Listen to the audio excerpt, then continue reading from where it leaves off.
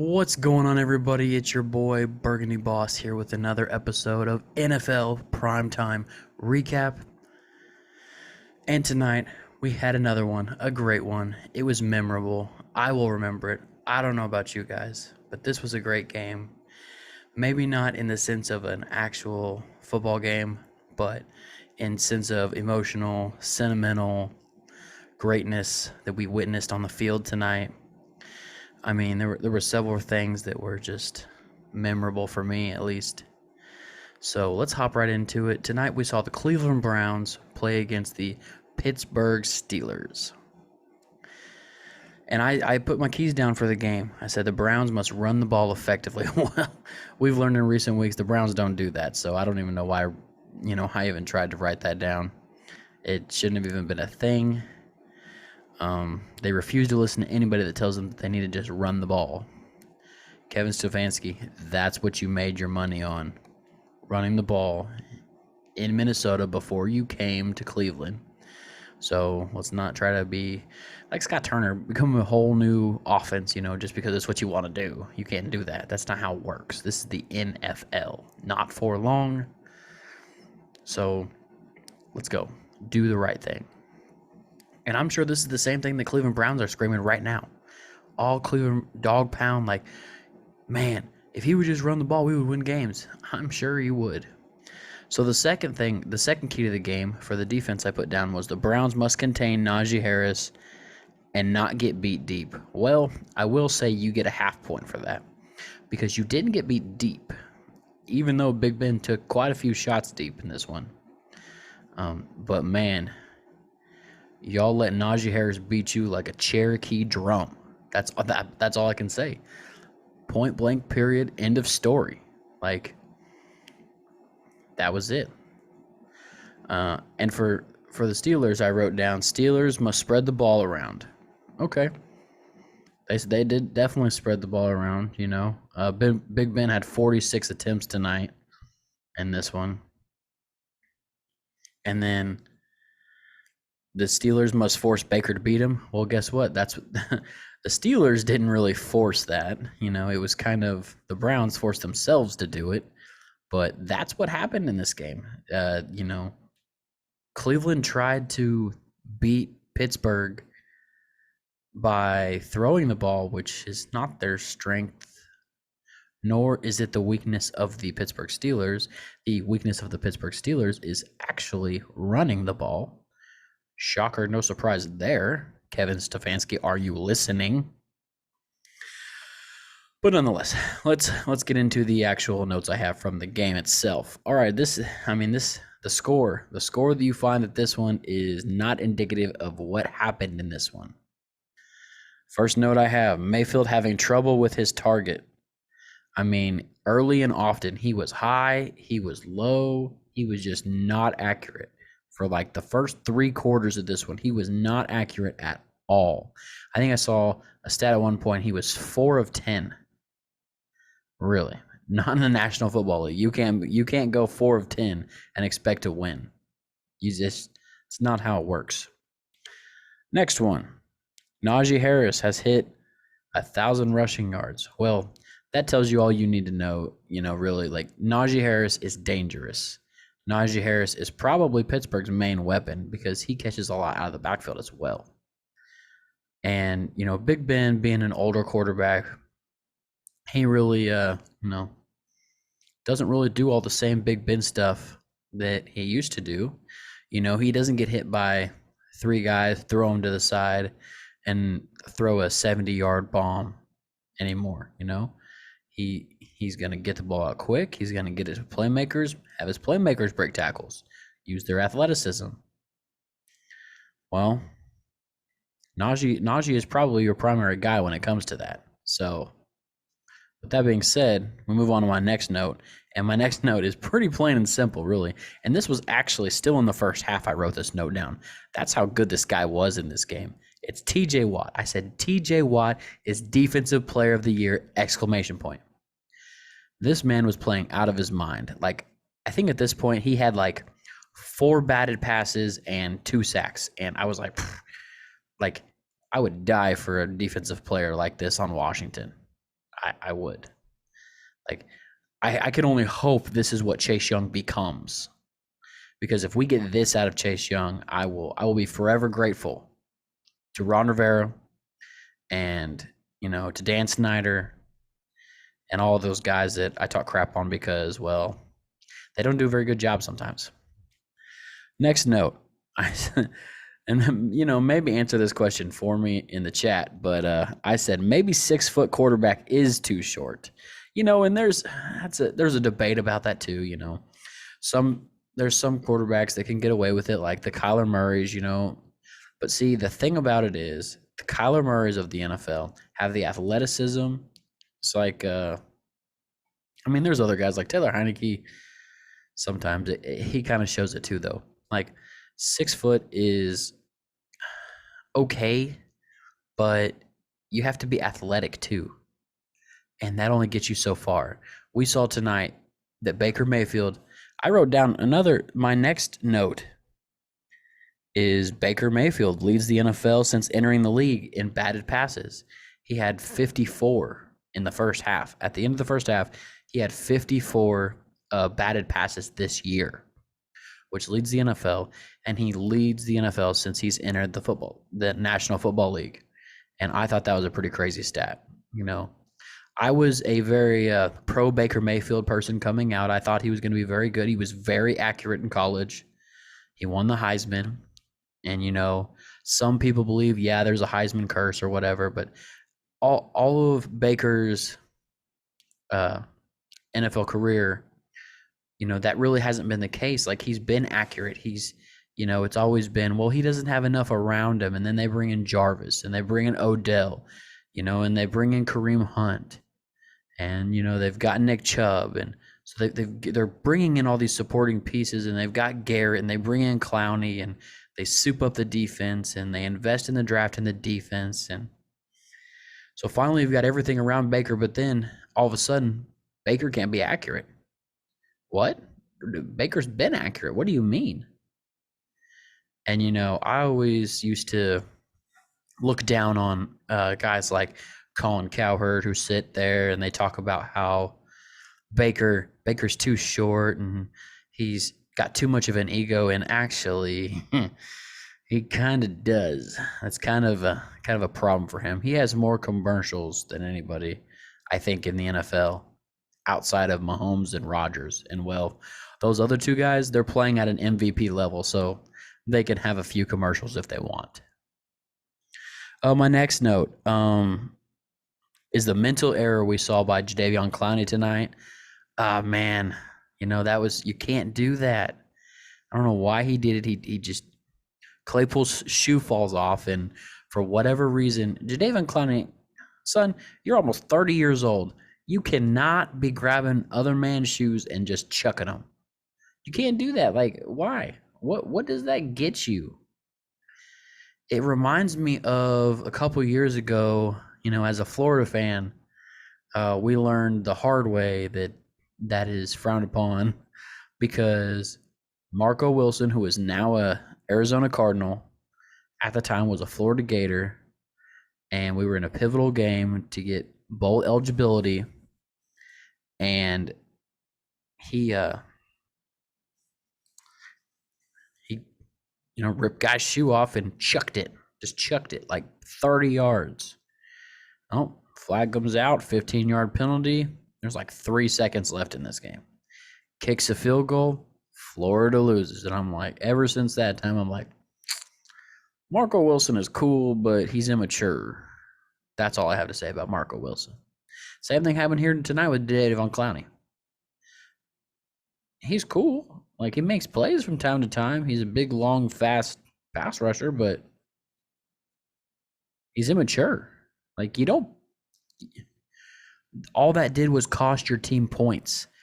Like, the score was 0-0 to that point. And then Pittsburgh goes down, scores a touchdown. Next thing you know, you're down 7-0. And that play would have gotten your defense off the field. And instead, your coach put in Porter Gustin to replace you because you made a boneheaded mistake and cost them precious yards. point blank, period. So, I mean, you like Clowney. I bet Browns fans are so mad at Clowney right now, man. Because, yes, that might not have cost them the entire game, but that was part of the snowball that was tonight's game. And it was horrible. Horrible mistake by Clowney. Anyways, we move on. On to the next one, right?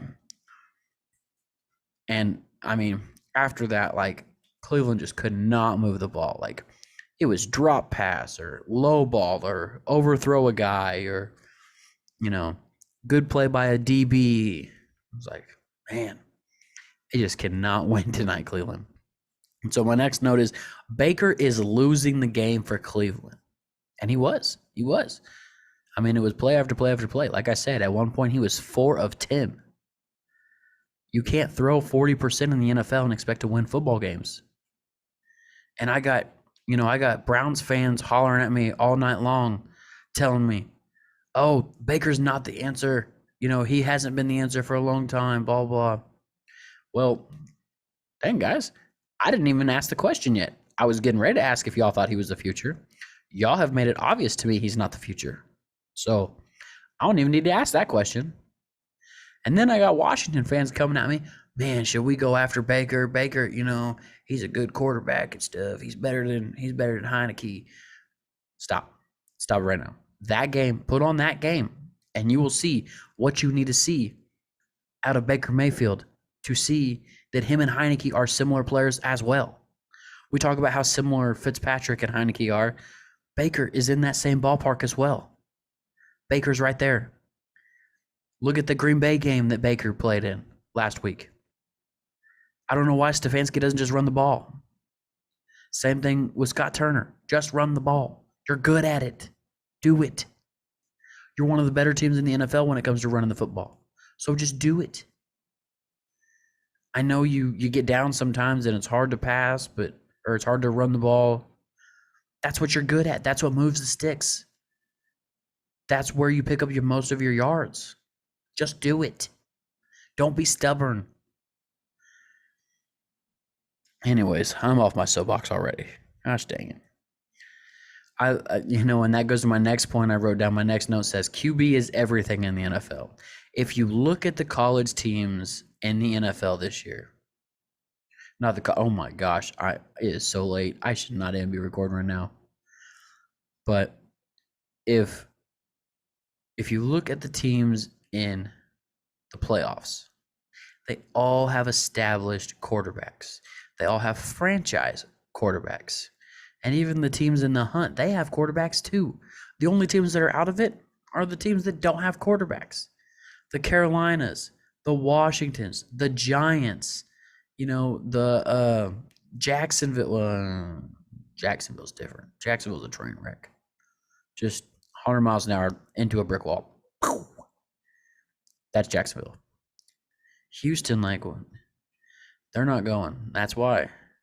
The Jets, do they have their quarterback? I don't really know. They're kind of still figuring it out too. They're kind of in the same boat as Jacksonville. It's not really concrete for them. Anyways, the teams that are in the playoffs, they have quarterbacks. You look at the top seeds right now. I think Kansas City lost. They're not the top seed anymore. Tennessee, they got Tannehill. He's an established veteran quarterback. He's a franchise quarterback. Whether you like it or not, Tannehill's a franchise quarterback. Then you got Mahomes, who just got beat by Joe Burrow. Cincy, they're going to the playoffs for the first time. And I was shown this marvelous, marvelous piece of artwork on Twitter the other day. And it showed 4 teams that picked in the top 6 in the 2020 NFL draft. 3 of the 4 took quarterbacks. The one that didn't, Washington football team, still looking for a quarterback. I kid you not. Quarterback is, in fact, the most important position in the National Football League. The other 3 teams, Cincinnati, who picked 1, Washington picked 2, Miami picked 5, and the Chargers picked 6. and it was Burrow, Chase Young, and then 5 and 6 were Tua Tagovailoa and Justin Herbert. Now say what you will about Tua, and if he's the future there, whatever you want to make that argument. He's a quarterback, and he's playing at a very good level right now. He's winning games for his team. I can't exactly say the same for Taylor Heineke. I mean, he's not getting it done. And Ron Rivera has already said that this is a big offseason, he said, for him. And so, anyways, I'm getting off subject here. My last note for this game, and because I quit writing notes down about fourth quarter because it was like 17-6 at this point, and there was like 5 minutes left. And I write down TJ Watt 4 sacks. And that just goes on top of my point. He's got to win Defensive Player of the Year. He has got to win it.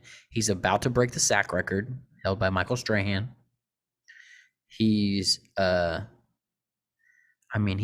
balls left and right. Every time he hits the quarterback, it seems like the ball pops out, pops loose. So, I mean, how do you not give it to him? Who are you going to give it to? You can't give it to Micah Parsons. He's been quiet the last couple of weeks. Who are you going to give it to, really? Like, you going to give it to Trayvon Diggs, who has allowed the most yards of any corner in the NFL? No, you can't really give it to him either. So with that being said, just go ahead and give the award away to TJ Watt. Nobody will be mad. I hope that Chase Young can become TJ Watt at some point. Anyways, with that being said, let's hop in, and there's a couple little things I want to look at here. We got the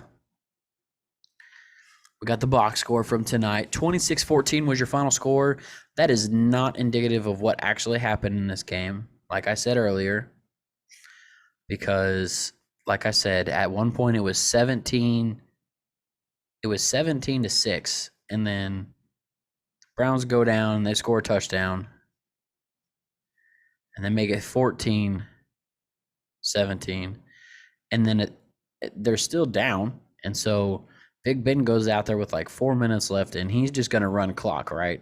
They're just going to run out the clock. Well, Najee Harris has other plans. Najee Harris was stiffing men into an entire different universe tonight. Like, if you came near Najee Harris, he was going to stiff arm you into an early grave. That's all there was to it in this one, There's some crazy stats in this one I want to look at real quick. So Najee Harris goes down as Big Ben's trying to run the clock out. He busts a couple tackles and, takes one about 40 yards for a touchdown. Okay, Najee. And then Cleveland gets the ball back. They're going down the field. What do you know? Baker Mayfield interception. Shocker. Okay, cool. Well, then that means Big Ben's got to come back out. And Big Ben, this was a special night for him. It was probably his last game at Heinz Field. And they talked about it during the broadcast that, the naming rights actually for Heinz Field are expiring. So Big Ben and Heinz Field could be leaving in the same moment. Another cool factoid, if you care about factoids, is Pittsburgh and Mike Tomlin. Still, even in this subpar season that they've had, they still managed to stay above 500. Never below 500. Not Big Ben, not Mike Tomlin. It's miraculous that they've been able to do this. And, I think probably that was in the back of their minds going into this game.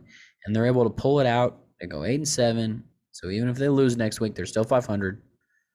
They save it. It's crazy. But I want to look at a couple of these stats. You got Big Ben. Big Ben in this one went 24 of 46, which by no means is a great night for a quarterback. By no means.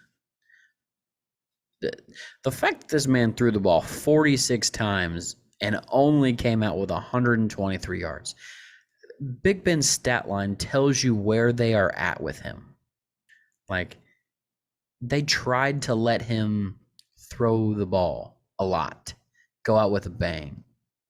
You know, 07, 08 Big Ben would have had 400 yards and 5 touchdowns in this one. And he's just not that guy. He's a get it out quick. He's a dink and dunk game manager type of guy in his current age. That's who he is. So, and you look at, and I was talking about earlier how Najee is really their offense. And look at it, 28 carries for 188 yards, averaging 6.7 yards a carry. And then he busted loose for that touchdown. 188 yards out of their running back. That's Pittsburgh Steelers football. That's who they are. Your leading receiver tonight was Ray McCloud. Are you kidding me?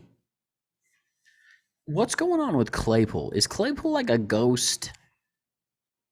Is that like, is what he's doing, is that part of like a TikTok trend? Like 3 of 17, 3 catches, 17 yards. That is insane. Najee Harris outperformed Chase Claypool tonight receiving. That to me is insane. Another one I want to talk about is the sacks, man. These dudes. The sacks in this thing were crazy. Alex Highsmith with 7 tackles and 2 sacks. TJ Watt with 5 tackles and 4 sacks. Cam Hayward with 4 tackles and a sack. Who? Henry Mondu? 2 tackles and a sack? Derek Tuska. Shout out to Derek Tuska, by the way. North Dakota State. What a game, though. And Trey Norwood ends up with that interception that was able to ice the game over. Akella Witherspoon had an interception earlier in the night. No big deal. The other thing I wanted to look at while we're reminiscing about Big Ben is I want to look at some of his career stuff.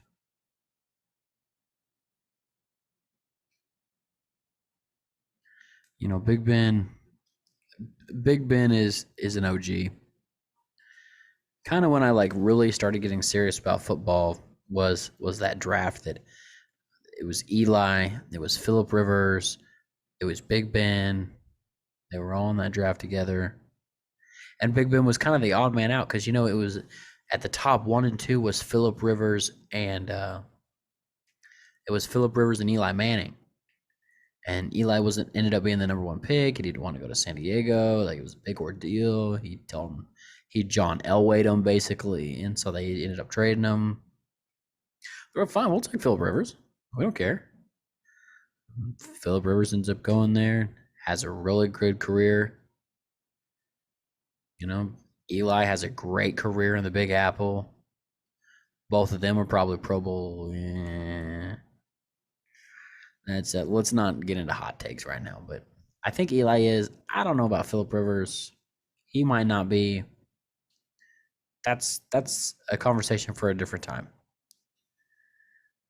Big Ben, you got to think Big Ben gets in because of all the Super Bowl wins he has. So, you know,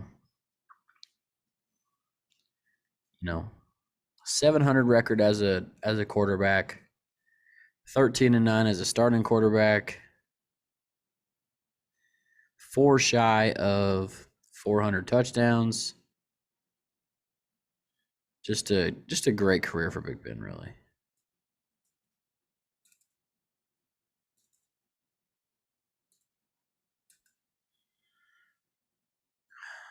Big Ben, man. I can't believe he's gone, man. He's not gone, obviously, but like Big Ben is done. He's gonna be done after this season.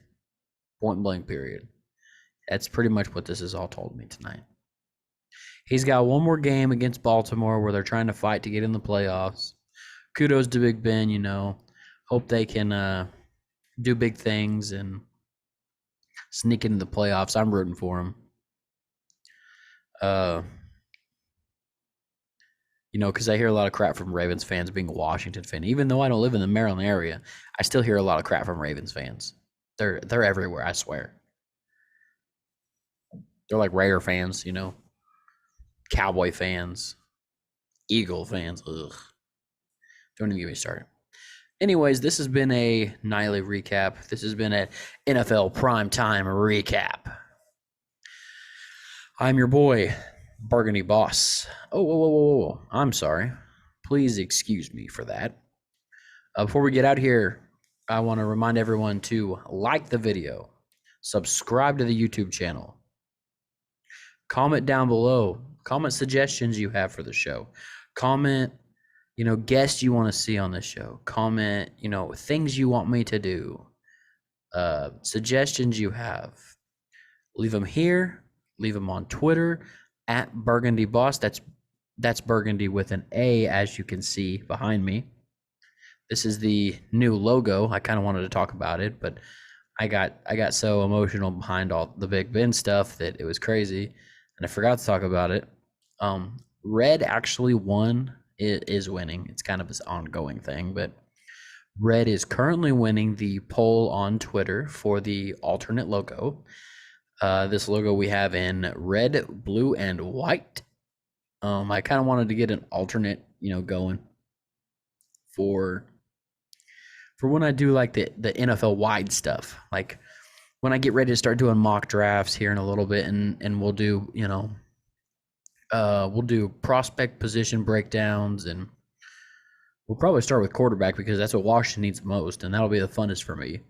But we'll start with quarterback, and we'll just kind of trickle through, quarterback, running back, receiver, kind of like you would expect, really. Anyways, with that being said, like the video, comment below, share the video, speak about it with your friends. If you have a friend, tell them about the channel, whether they're Washington fans, whether they are Packer fans, Viking fans, Bears fans, Jets fans, Titan fans, it doesn't matter. And if your friend wants to come on the show, DM me on Twitter, and we will get them on the show. We will have friends on the